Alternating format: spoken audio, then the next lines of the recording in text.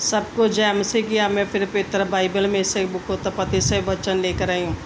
यूसुफ का अपने भाइयों के साथ मिलने का दूसरा हिस्सा। जब यूसुफ के भाई मिस्र से वापस आए, उसने अपने पिता याकूब से सारी बात बताई कि उस पुरुष ने कहा, जब तक तुम अपने छोटे भाई को संग नहीं लेकर आते, मेरे सन्मुख खड़े ना होना। फिर उस पुरुष ने इस रीति से हमारे और हमारे कुटुंबियों की स्थिति के विषय में इस रीति से पूछा कि तुम्हारा पिता अब तक जीवित है। याकूब ने कहा, अगर सचमुच से ऐसी बात है तो उस पुरुष के लिए इस देश की उत्तम वस्तुएं बेच ले जाना और बिन्यामीन को भी संग ले जाना। और वह बिन्यामीन को संग लेकर देश की उत्तम वस्तुएं लेकर फिर मिस्र में वापस चले गए और यूसुफ के सामने खड़े हो गए।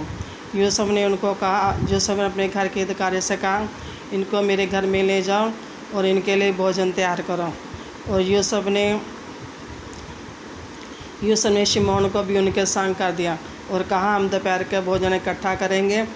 और वह जब दोपहर को वापस आया तो उसने बिन्यामीन को देखा। बिन्यामीन को देखकर उसका मन स्नेह से भर गया। वह अंदर जाकर अपनी कोठरी में रोया, फिर हाथ मुँह धोकर फिर बाहर वापस आ गया।